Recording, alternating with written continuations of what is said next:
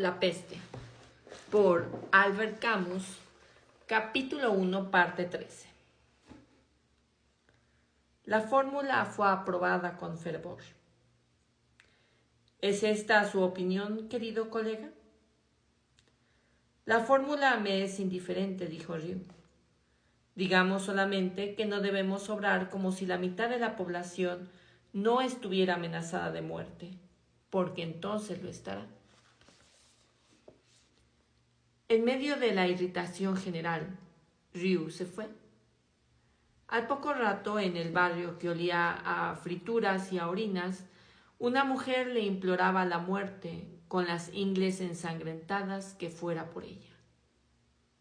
Un día después de la conferencia, la fiebre dio un pequeño salto.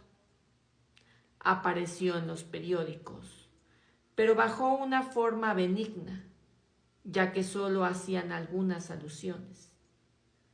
En todo caso, Ryu alcanzó a leer pequeños carteles blancos que la administración había mandado pegar rápidamente en las esquinas más discretas de la ciudad.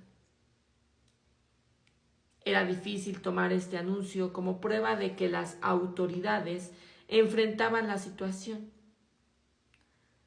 Las medidas no eran draconianas y parecían haberse hecho con el deseo de no inquietar a la opinión pública. Efectivamente, el preámbulo anunciaba que unos cuantos casos de una fiebre maligna, de la que todavía no se podía decir si era contagiosa, aparecieron en la ciudad de Oran. Estos casos no eran aún bastante característicos para considerarlos verdaderamente alarmantes, y nadie dudaba que la población sabría conservar su sangre fría. Sin embargo, y con un propósito de prudencia que debía ser comprensible para todo el mundo, el prefecto tomaba algunas medidas preventivas. Por ello, no dudaba un instante de la respuesta personal que el vecindario otorgaría. El cartel anunciaba más adelante medidas de conjunto, entre ellas una derratización científica por inyección de gases tóxicos en las alcantarillas y una vigilancia rigurosa de los alimentos que tuvieran contacto con el agua. Recomendaba a los habitantes la limpieza más exagerada e invitaba, a las personas con parásitos a presentarse en las clínicas municipales.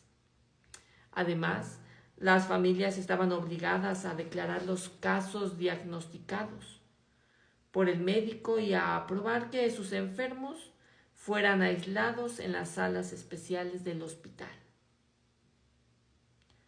Estas salas, por otra parte, contaban con lo necesario para cuidar a los enfermos en el mejor tiempo posible y con las mayores probabilidades de curación.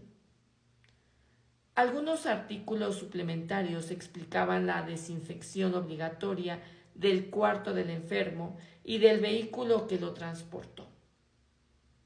En cuanto a los demás, solo recomendaban a los que rodeaban al enfermo que se sometieran a una vigilancia sanitaria. El doctor Ryu retrocedió de golpe después de leer el cartel y retomó el camino hacia el consultorio. Joseph Grant lo esperaba y levantó otra vez los brazos al verlo entrar. «¿Sí?», dijo Ryu. «Ya sé, las cifras aumentan». Durante la víspera, una docena de enfermos sucumbió en la ciudad. El doctor comentó a Grant que a lo mejor lo vería por la tarde, porque iba a hacer una visita a Cotar. «Bien de hecho», dijo Grant. «Le hará usted mucho bien porque lo encuentro muy cambiado». «¿En qué?». «Se volvió muy cortés». «Antes no lo era». Grant titubeó. No podía decir que Cotar fuera descortés. La expresión no sería justa. Era un hombre ensimismado y silencioso que tenía un poco al aire de un jabalí. Su cuarto, las visitas constantes a un restaurante modesto y algunas salidas bastante misteriosas. Eso era toda la vida de Cottard. Oficialmente, era representante de vinos y licores. A veces, por las tardes, recibía la visita de 2 o 3 hombres que debían de ser sus clientes. Por la noche, en algunas ocasiones iba al cine ubicado enfrente de su casa.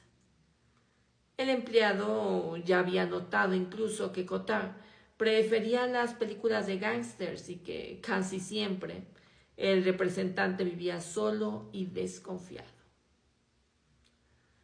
Todo esto, según Grant, cambió mucho. No sé cómo decirlo, pero tengo la impresión, sabe usted, de que procura reconciliarse con la gente, que quiere que lo apoyen.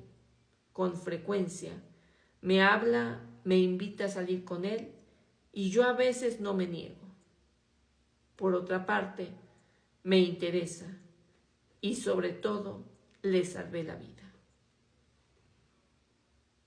Después de que intentó suicidarse, Cottard no había vuelto a recibir visitas, pero en la calle procuraba ser simpático con los vendedores, dulce al hablar con los tenderos y mostraba mucho interés al platicar con los que vendían tabaco.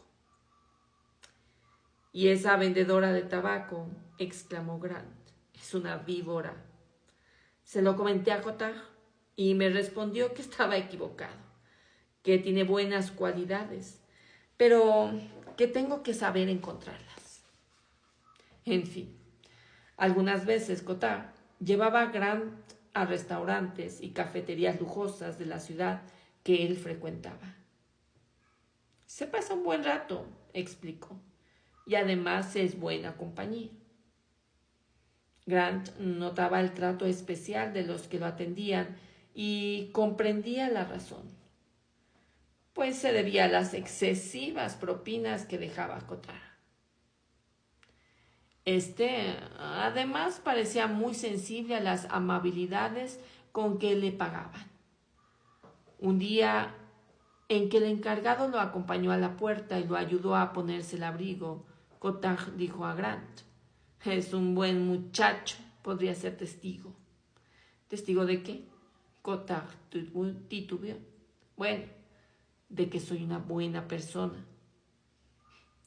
En contraste, había momentos en que tenía ataques de mal humor. Un día en que el tendero fue menos amable, volvió a su casa furioso. «Este canalla está con los otros», repetía. «¿Cuáles otros?».